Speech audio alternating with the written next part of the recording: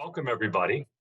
I am Steve Sarowitz. I am a Highland Park resident since 1996. So for the last over 25 years, I've been here in Highland Park.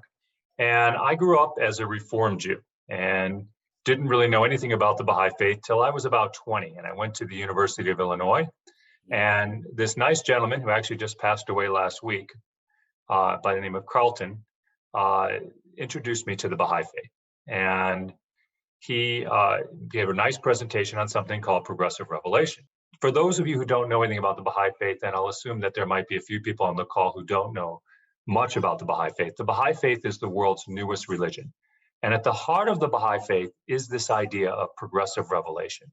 So Baha'is believe in the truth of all religions. So it's not that we think Judaism is wrong and Christianity is wrong and Islam is wrong, for example, or Buddhism. We think all the faiths are right and that they're all chapters of a single eternal faith of God. And so when I saw this first presentation, I had previously, for the first 20 years of my life, believed that Judaism was all I was going to know. And Judaism was right and Christianity was wrong, or at least they were different than us. And so I really was intrigued by the idea that all faiths could be right, that Judaism didn't have to be right and Christianity wrong, or Christianity, since there were a lot more Christians, might be right and we were wrong, that we could all be right. And that was a very interesting idea to me. And the idea of a single God for all religions was also very attractive to me. And the last thing that was very attractive to me was the idea that we're a single human family. All of these ideas were very interesting, and I hadn't really considered them, not at least when it came to religion. I was never brought up to believe that people were better or worse by their color or by their nationality. But I was brought up to believe that religions were different. I was different because I was a Jew. And so it was really kind of groundbreaking to me at the time that I heard that all religions are one. So it took some time for that to fully sink in. Meantime, I graduated college. I met my wife. My wife is Catholic. And we started dating. And she asked me, this is about 5 years later, how would you like to raise your children? She was Catholic. I was Jewish. She said, how would you like to raise them? And she expected me to say Catholic or Jewish, but I didn't. I said Baha'i. And it was my idea at the time. I didn't know much about the Baha'i faith. I'd only seen that one presentation, but I thought, well, the Baha'i faith encompasses both the Jewish faith and the Catholic faith. So why not go to that one? And it sounds like an interesting faith. But my wife said, no, a real religion, Jewish or Catholic. So we decided on on Jewish. And I said, let's raise our children Jewish. Meanwhile, we dated for several more years. We finally got married, and then we finally had kids many years later, and we began to raise them Jewish. Along the way, I had become friendly with a Christian pastor. And that pastor, Kevin, asked me 3 times, actually, to study the Christian faith. He asked me the first time, I said, no, I'm Jewish. He asked me the second time, I said, no, I'm Jewish. And the third time I said, well, what the heck, I liked Kevin, I'd go ahead and study the Bible with him. And so we started studying the Bible. And after a few months of studying the Bible, I asked myself, I said, well, I know I don't believe in Jesus, but what does that mean? Does that mean I don't believe Jesus ever lived? Does that mean that I don't believe in his teachings? And I started looking at his teachings, and frankly, they were very similar to the Jewish teachings, and he seemed like a really nice guy. I mean, at the very least, I didn't disagree with anything he said. And so I came quickly over the next few months to love and admire Jesus based on his words. But I never became a Christian. I just became a Jew who had admiration for Jesus. And I studied the Bible, and I've been studying the Bible with Kevin now for 30 years. But as I said, I never became a Christian. When I was in my mid-40s, actually in my early 40s, or actually late 30s, I started running with a Baha'i in Highland Park by the name of Tim Hendershot. And Tim and I ran 3 times a week for many years. And after several years of running together, when I was in my mid-40s, he said, would you like to do this Baha'i study group? And I said, sure. I had gone to some Baha'i events. I'd always liked Baha'is. I'd always liked the Baha'i faith. I'd said for many years that, I'm Jewish, but I like what the Baha'is have to say. And so I went to this Baha'i study group, which is called Rui, with Tim and his wife, Tamra. And I went and I liked it. And I kept doing it for the next few years. And after about 3 years into it, I was studying the life. We had gotten to the 4th book of this series of books that we were studying. And I was studying the life of Baha'u'llah, the founder of the Baha'i faith. And I just had an epiphany that I actually believed that Baha'u'llah was who he said he was, the promised messenger for all humankind for this age. So I ran home to my wife, very excited. Well, actually, I drove home to my wife, and all excited. And I said, "Honey, I'm a Baha'i now." And she said, "No, you're not. You have to wait for the bar mitzvah." And that was 2.5 years away. She said, "You're the Jewish one. I'm the Catholic one. You have to wait till after the bar mitzvah." So I sat down to wait till after the bar mitzvah. A few months later, I'd founded a company called Paylocity, a payroll and HR company. And so a few months later, my company went public, and we had been wealthy before. We became wealthier, much wealthier, and we started doing philanthropy. And I called up a man by the name of Bill Strickland, and I said, "Bill, I want to do something to help people in Chicago. I read last weekend that 22 people were shot, and the weekend before that 22 people were shot. And I'm sitting up here in Highland Park doing nothing. I'd love to do something, but I don't know what to do." And I had seen Bill speak about 5 years earlier. And if anyone hasn't seen Bill's TED Talk, look it up. He's incredibly compelling. And he's become really more of a brother than a friend over the years. So I called up Bill and I said, "Bill, let's build a center in Chicago." And so Bill acquiesced, and we started building a center, which is now up, called Chi-Cat, which is about to hit its 5th anniversary. About 5 conversations in, Bill says to me, "I'm talking to these Jewish philanthropists in Miami about building a center in Akko, Israel, for Jews and Arabs." And I about fell out of my chair. I said, wait a second, Akko, Israel. You see, Akko, Israel, for those of you who aren't Baha'is, is the place that Baha'is pray to every day. It's Baha'i Mecca. We go on pilgrimage to Akko. It's literally the holiest place on earth, just like Mecca is for Muslims, or Jerusalem might be for Christians and Jews. Akko is for Baha'is. It's the burial site, the shrine of Baha'u'llah, the holiest place in the entire earth. And I was turning towards Akko to pray every day. And I said, "Bill, why Akko? Why do you want to build a center in Akko?" He said, "Well, we went to another city, Carmiel, but they didn't get along as well, the Jews and the Arabs, so they get along better in Akko." I said, "Bill, have you ever considered that Akko might be the reason they get along better?" And I started telling him about the principles of the Baha'i faith, the oneness of humanity, the elimination of all prejudice, racism, sexism, and nationalism, and religious prejudice, which is a big problem in Israel. And I said, "Bill, these things, maybe it's something in the water in Akko. Maybe that's the reason the Jews and the Arabs are getting along better there. By the way, they get along better in Haifa, which is the other major Baha'i site in Israel. That's the site of the Baha'i World Center. So, and the Shrine of the Bab, the other prophet founder of the Baha'i faith." I ended up going to Israel in 2014, and September 12th, 2014, I walked into the shrine, the gardens surrounding the shrine of Baha'u'llah in Akko, Israel. And I walked in one person and I walked out just a few minutes later, a completely different person. I had an incredible spiritual transformation. So I went from being a Jew who loved the Baha'i faith and wanted to eventually be a Baha'i to being a Baha'i through and through.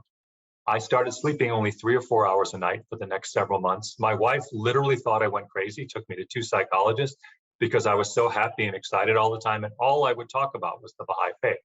Interestingly enough, I'm also, as Tom mentioned, a competitive runner.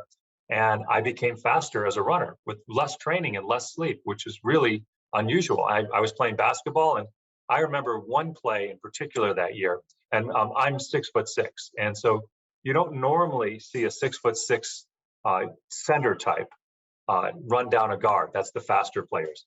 But I did from behind, from about 5 yards behind them, just a relatively small court. I ran down one of my friends who was probably the fastest guy in the court, they thought, from 5 years behind, and blocked his shot from behind that year. And he said, "Where'd you come from?" And so anyway, I did that all year. I sat in my extra time when I wasn't sleeping and read Baha'i books. And then I had a young lady that I met at an airport. She became the first person that I taught the Baha'i faith to. And this was after about 6 weeks, and after about a month, she says, "Wait a second, you're going all over the world telling everyone how wonderful the Baha'i faith is and how everyone should be a Baha'i, and then you tell them you're Jewish and waiting for your kid's bar mitzvah?" She says, "Does that sound as silly to you as it sounds to me?" And I said, "Yeah, it kind of does sound silly." So I went to my rabbi and my kids who were going to have the bar mitzvah and my wife, and I said, "Could I become a Baha'i?" And so it was on February 10th, 2015, which is actually my father's birthday, that I became a Baha'i. and officially joined the Baha'i community in Highland Park. And since then, what I've endeavored to do, besides teach the Baha'i faith, is take the Baha'i principles and put them into every aspect of my life. So people ask me, why am I Baha'i? One of the questions I got asked actually yesterday was, well, why did you talk about converting to Baha'i? And I can assure you, it is not an insult to Judaism. I never have left Judaism. I am a Jew who loves Baha'u'llah. I'm a Christian who loves Baha'u'llah, and I'm a Muslim who loves Baha'u'llah. In other words, there's a single faith of God. And you can call that faith Judaism, you can call that faith Christianity, you can call that faith Islam. And each day they were. The way I look at them is they're the faith of God in different ages. The faith of God in the days after Moses was called Judaism. The faith of God after Zoroaster, Zoroastrianism. The faith of God after Buddha, Buddhism. And the faith of God after Jesus, Christianity. And the faith of God after Muhammad was called Islam. Today, the faith of God, that same exact faith of God, is called the Baha'i faith. They're one faith because there's one God. And he has told us through all of his prophets to love each other and to love God. It's not a Buddhist God competing with a Christian God, competing with a Jewish God, competing with a Baha'i God. It's the same God. So it's the same God that the Jews worship, and the same God that the Christians worship, that the Baha'is worship. And so there's no reason to fight. So I'm not, actually I love Judaism more than I ever have. When I go to a Jewish temple, I get more out of it than I used to when I was officially Jewish. I'm still 99.7% genetically Jewish, which is interesting, but I am a Baha'i in my heart. So a Baha'i simply means a follower of Baha'u'llah. And a follower of Baha'u'llah is essentially a follower of Moses, because Baha'u'llah and Moses are actually one and the same. According to the Baha'i writings, all of the prophets are one. Not only the God is one, but the prophets are one. That Muhammad is Baha'u'llah and Jesus is Muhammad. The essential spirit of God is in all those messengers. And they're all telling us their main message is to love God and love humanity. And I don't recall Jesus making any exceptions when he said, love thy neighbor, nor do I recall any exceptions when Moses said it, and surely not any exceptions when Baha'u'llah said it. And yet, it's so sad to me that we still fight over religion. There are other things that are very important to me that are in the Baha'i faith, and they're very actually specific to the Baha'i faith. What Baha'u'llah said is that he was the divine physician for all of humanity for this age. And so that was one of the other reasons that I became a Baha'i, because I realized that he was right, at least in my view, that he's right. So a few of the things that Baha'u'llah said were, number one, women and men are equal. Now, that doesn't sound so unusual to most people today, but back when he said it in the 1800s, it was radical. Another radical thing he said is that we're one human race, that it doesn't matter what your skin color is. Now, unfortunately, as we've seen in the last few years, that can be radical to a few of us even today, but it shouldn't be, because science has proven we're one human race. And that what we view as race is really an accident of genetics, an accident of color, an accident of nature, that there is nothing, not at all, separating people with darker skin and lighter skin, or Asian, or you name it, Hispanic, white, Persian, black, brown. All of these things are accidents of nature, and that we're all God's children, and we're all equal in the sight of God. And scientists have proven that we are genetically a single human race. There is no such thing scientifically as race. Now, having said that, I am not someone who says I don't see color. I do see color. I see us as beautiful flowers in a single garden of God. And I notice that some of those flowers have not received as much water as the others. Some of those flowers have been mistreated, and I'm sorry about that. And and part of what I do as a Baha'i every day is work to change that. To really work hard for people of color in this country who've been treated as less than equal. And that's a shame. And Baha'u'llah said absolutely not to do that. Baha'u'llah also said the earth is but one country, mankind and citizens. Look at the war right now between Ukraine and Russia, or Russia and Ukraine.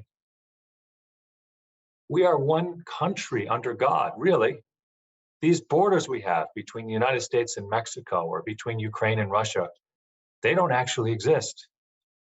No, I'm not saying there's any problem with a country having borders. I'm not saying there's any problem with having different countries. But if I treat someone from Mexico or Honduras or Colombia as one iota less than me because I'm an American, I've made a mistake, according to Baha'u'llah.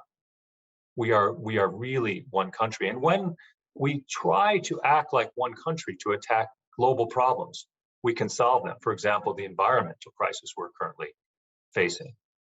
International things like a pandemic. All of these things have to be approached as if we're one human family. And if we don't, we will suffer, and we have suffered the consequences. Baha'u'llah also said that science and religion have to be in harmony. And we've seen in the pandemic that some people don't believe that that's true, but they have to be.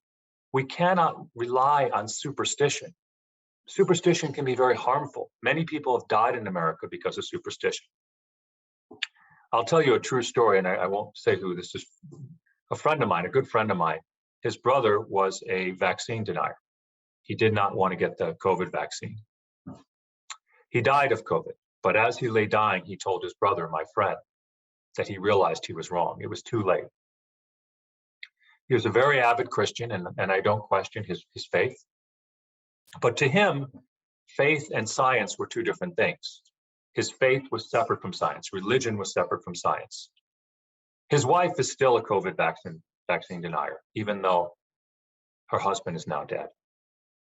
And the statistics, by the way, and I've looked them up, are that you're about 10 times more likely to die if you aren't vaccinated. I'm not saying this because I'm making it up. That's just the statistics. And that's the thing. I'm not saying, if somebody here doesn't want to get vaccinated, I'm not going to yell at them or hate them. That wouldn't be a very Baha'i thing for me to do. But we do have to believe in science. We do have to believe in reason and logic. And religion and science are not opposed. It's a single reality that they describe, just in different ways. So that's why I'm a Baha'i.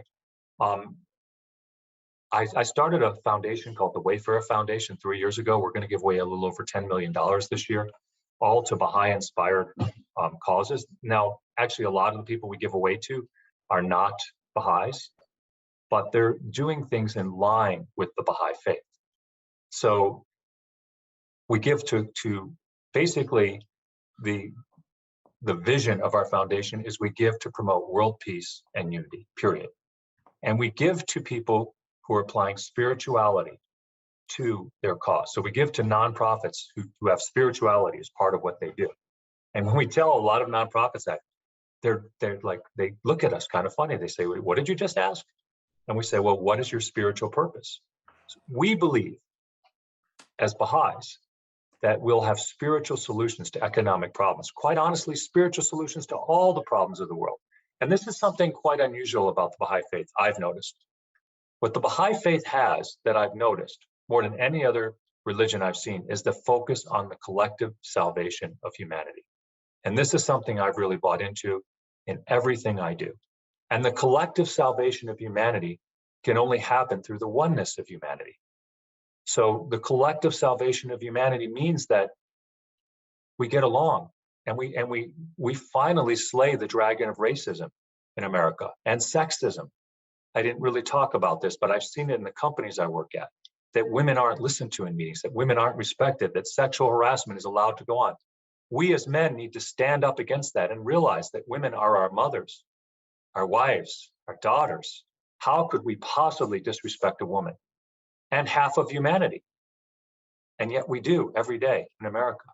How can we disrespect a person of color, black or brown person, as a white person? How could I do that?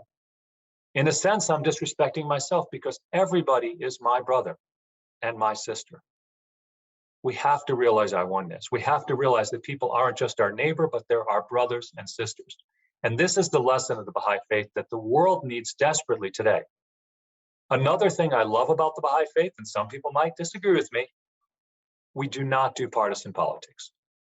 For me, that was easy because I'm a political moderate. So I actually find things I like about both sides and dislike about both sides. But I cannot say I'm a Democrat, and I cannot say I'm a Republican, and I cannot run for office.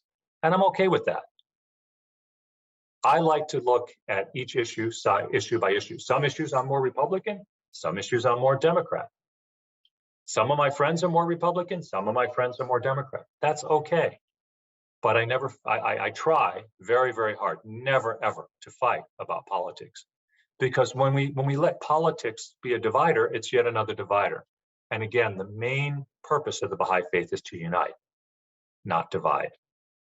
When I was a Baha'i for exactly 3 days, I emailed my friend Farshid, and I said, I'm a Baha'i now. Now, Farshid has been a Baha'i his whole life. His father was a very prominent Baha'i in Iran, and his father was killed for being a Baha'i in Iran, which unfortunately hundreds of Baha'is have been killed by the current regime in Iran, just for being Baha'is, nothing else. And I said to Farshid, I'm a Baha'i now, and I'm going to retire, and I'm just going to teach the faith, because that's all I wanted to do, and I didn't need any money.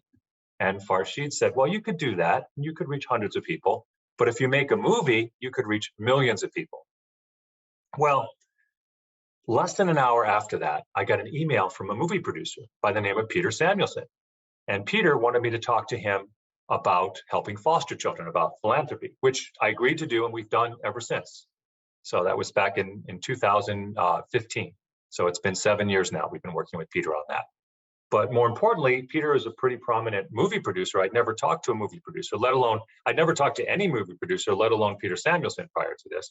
And here is Peter Samuelson, and he had made 25 movies, the biggest of which some of you older people, maybe not younger people, might have heard of, was called The Revenge of the Nerds.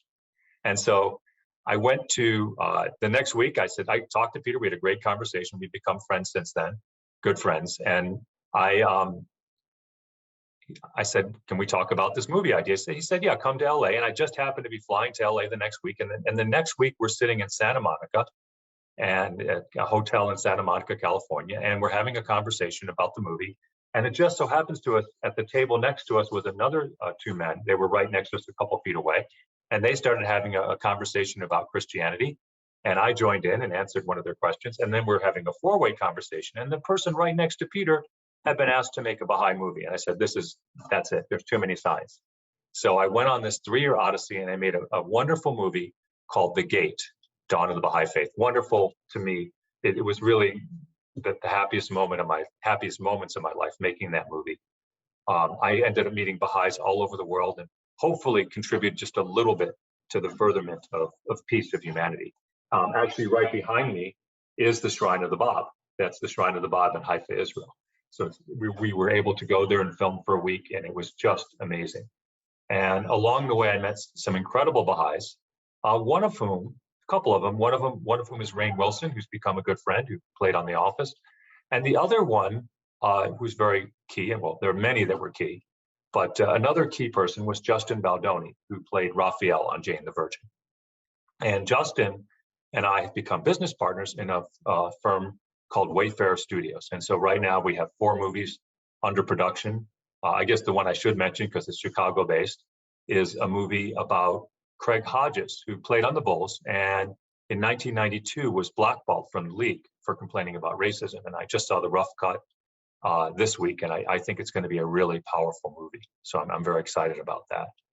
We're also going to be making later this year a movie called It Ends With Us, which is about a best-selling book fighting domestic abuse. So we have a lot of things we're doing. I've become a movie maker. The most important thing I'll say about the movie companies is that everything I do is in line with the Baha'i faith. Everything I do is trying to stamp out racism, stamp out sexism, stamp out nationalism, religious prejudice, raise people up, and promote the oneness of humanity. I believe that the Baha'i faith, I believe Baha'u'llah was correct when he said he was the divine physician for this age. And I believe that the lessons that Baha'u'llah taught are necessary.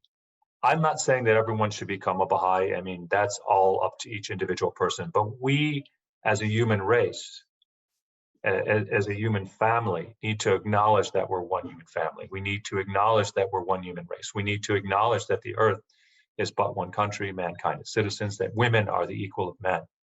We need to respect the harmony of science and religion. We basically need to take these lessons that Baha'u'llah has brought to humanity and implement them, whether you're a Baha'i or not, whether you're Jewish or Christian or Baha'i, and we need to work together to do it without prejudice.